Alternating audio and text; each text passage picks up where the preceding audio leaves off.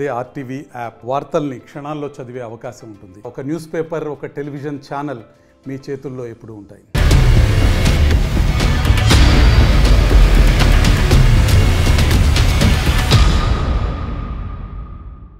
నమస్తే, welcome to leaders war. నేను సచిన్.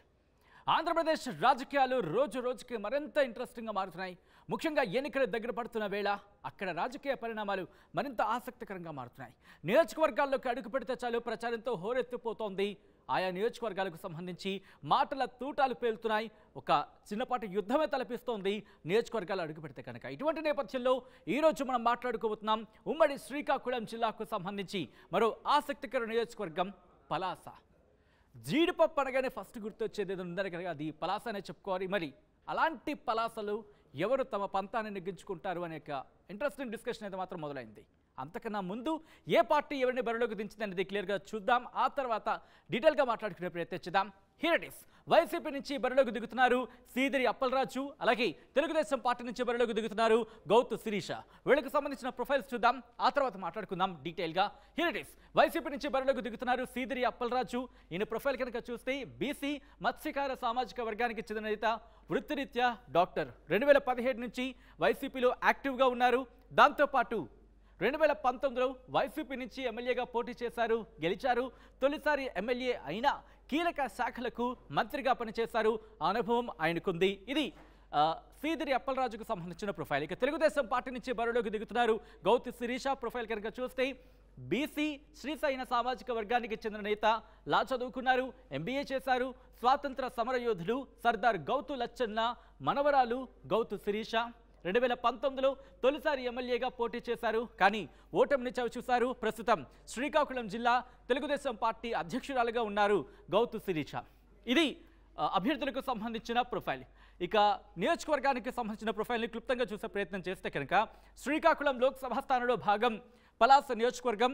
ఇక్కడ బీసీ ఓటర్లు అధికం. దాంతోపాటు పలాస, మందస, వజ్రపు కొత్తూరు మండలాలు ఈ నియోజకవర్గం పరిధిలోకి వస్తాయి. అంటే పలాస నియోజకవర్గం పరిధిలోకి వస్తాయి. ఇక్కడ మరి సామాజిక వర్గాల పరంగా ఎవరికి ఎన్ని ఓట్లున్నాయి, ఎంత ఓట్ షేర్ ఉందనేది క్లియర్గా చూసే ప్రయత్నం చేద్దాం. Here it is. ఉమ్మడి శ్రీకాకుళం జిల్లా పలాస నియోజకవర్గానికి సంబంధించి మత్స్యకార సామాజిక వర్గానికి 34% ఓట్ షేర్ ఉన్నట్టుగా తెలుస్తోంది, ఓట్లు ఉన్నట్టుగా తెలుస్తోంది. దాంతోపాటు శ్రీశైన సామాజిక వర్గానికి 32%, అలాగే ఎస్టీ సామాజిక వర్గానికి 7.3%, ఎస్సీ సామాజిక వర్గానికి 6.7%, ఇతరులు 20% ఉన్నట్టు తెలుస్తోంది. సో ఈ నేపథ్యంలో అక్కడ ఎటువంటి పరిస్థితులు ఉన్నాయి, ముఖ్యంగా ఎవరు గెలిచే అవకాశం ఉంది, అంటే ఎటువంటి చర్చ జరుగుతుంది, దానికి సంబంధించి ఎటువంటి అంశాలు అక్కడ కలిసి వచ్చే అవకాశం ఉంది అభ్యర్థులకి, అలాగే ఎటువంటి అంశాలు ప్రతికూలంగా ఉన్నాయి, అక్కడ డిసైడింగ్ ఫ్యాక్టర్స్ ఏంటి, ఇవన్నీ మాట్లాడుకుందాం, ఇవన్నీ తెలుసుకునే ప్రయత్నం చేద్దాం. మా ప్రతినిధి నాయుడు అప్డేట్స్ అందించేందుకు సిద్ధంగా ఉన్నారు. నాయుడు, ఇక్కడ వైసీపీ నుంచి బరిలోకి దిగుతున్నారు సీదిరి అప్పలరాజు, అక్కడ బరిలోకి దిగుతున్నారు. At the same time Telugu Desam party నుంచి బరిలోకి దిగుతున్నారు గౌతు శిరీష. ఎటువంటి పోటీ ఉంది, ఎవరు గెలవచ్చనే చర్చ జరుగుతోంది. అట్ ద సేమ్ టైం ఎటువంటి అంశాలకు సంబంధించి రెండు పార్టీలు కావచ్చు, లేకపోతే ఇరు అభ్యర్థులకు సంబంధించి ఎటువంటి డిస్కషన్ జరుగుతోంది, ఎటువంటి అంశాలు ప్రభావితం చేయొచ్చనే చర్చ జరుగుతోంది అక్కడ పలాసలో. సచిన్, చూస్తే కనుక తెల్ల బంగారం తయారీకి పెట్టింది పేరు చెప్పుకున్నటువంటి పలాస నియోజకవర్గం రాజకీయాలు మాత్రం అంత తేటతెల్లగా లేవని చెప్పుకోవచ్చు. గత 5 ఏళ్లలో ఆంధ్రప్రదేశ్ మొత్తంగా చూస్తే కనుక ఈరోజు పలాస పేరు ప్రతినిత్యం కూడా వినిపించినటువంటి ఒక ఘనఖ్యాతిని ఆర్జించిందని చెప్పుకోవచ్చు వైసీపీ ప్రభుత్వం అధికారంలోకి వచ్చిన తర్వాత. గతంలో ఈ నియోజకవర్గాన్ని చూసుకుంటే కనుక సోంపేట పాత నియోజకవర్గంలో నాటి నుండి నిన్న 2019 ఎన్నికల వరకు సర్దార్ గౌతు లచ్చన్న దివంగత నేత తన 4 సార్లు తన తనయుడైనటువంటి గౌతు శ్యామసుందర శివాజీ 6 పర్యాయాలు గెలిచినటువంటి ఘన చరిత్ర కుటుంబం నుండి వచ్చినటువంటి గౌతు శిరీష ఈసారి టీడీపీ అభ్యర్థిగా దిగుతున్నారు. 2014లో ఆమెకి మొదటి అవకాశం వచ్చినా కూడాను వైసీపీ పార్టీ హవా ఆ రోజు మాత్రం ఆమెని ఘోరంగా ఓడిపోయేందుకు దోహదపడే పరిస్థితి ఉంది. ఈసారి కూడాను సేమ్ అభ్యర్థులు మాజీ మంత్రి ఎవరైతే సీదిరి అప్పలరాజు వర్సెస్ ఈ రోజు మళ్ళీ గౌతు శిరీష. వీరి మధ్యన గత 5 ఏళ్లలో వారు వన్ సైడ్ కాకుండా ఇద్దరి మధ్యన మాటల యుద్ధం, మానసిక రుగ్మతకు గురి చేసే విధంగా ఆమెపై దుర్భాషలాడు ఈ పరిణామాలన్నీ కూడా పలాస నియోజకవర్గాలు అందరూ కూడా మరోసారి గుర్తు చేసుకునే పరిస్థితి ఈ రోజు ఇద్దరు అభ్యర్థులు దించడం మనకు స్పష్టమవుతుంది.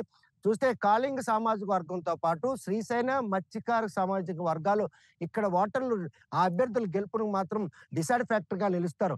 ఇటీవల ప్రెజెంట్ ఉన్నటువంటి పరిస్థితుల నేపథ్యంలో ఇటీవల మున్సిపాలిటీలో ఉన్నటువంటి ఒక 17వ వార్డు కౌన్సిలర్ అదేవిధంగా వైసీపీ పార్టీకి సీదిరి అప్పలరాజును పరిచయం చేసినటువంటి దువ్వాడ శ్రీకాంత్ వైసీపీ పార్టీని వీడి టీడీపీ పార్టీలో చేరడం మాత్రం టీడీపీ శ్రేణుల్లో నూతన ఉత్సాహం వచ్చిందని చెప్పుకోవచ్చు.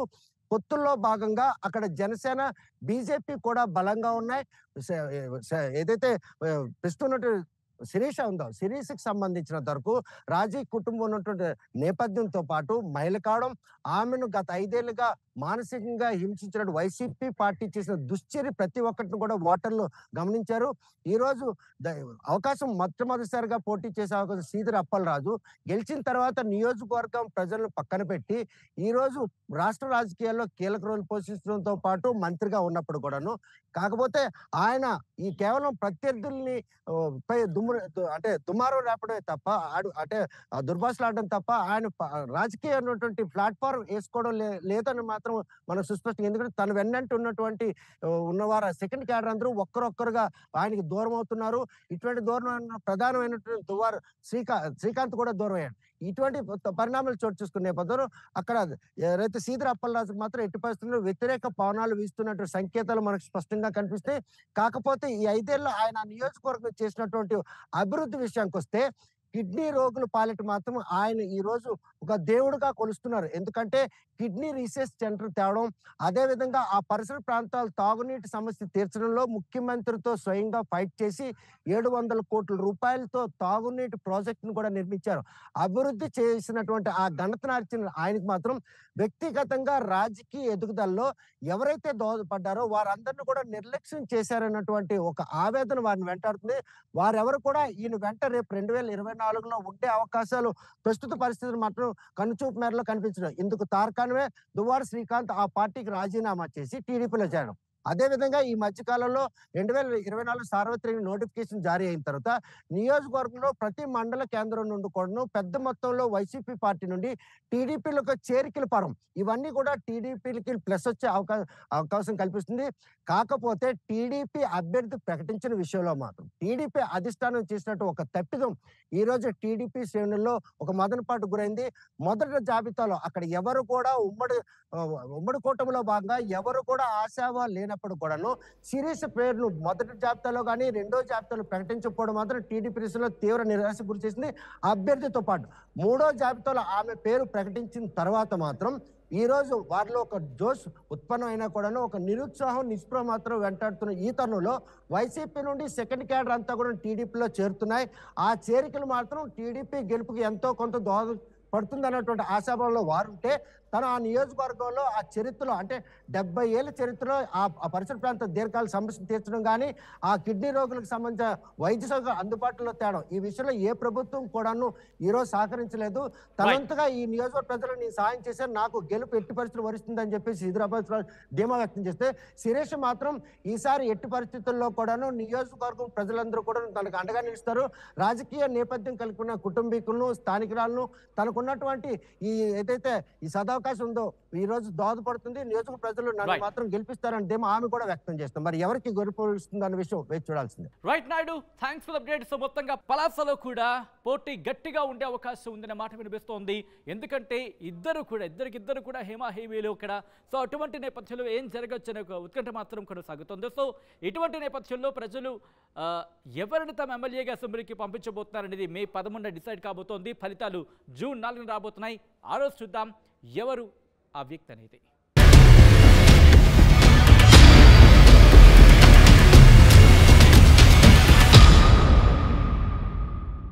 మరిన్ని వీడియోస్ కోసం ఛానల్ ని సబ్స్క్రైబ్ చేయండి. లేటెస్ట్ అప్డేట్స్ కోసం వాట్సాప్ ఛానల్ ని ఫాలో చేయండి. అండ్ లింక్ డిస్క్రిప్షన్ లో ఉంది.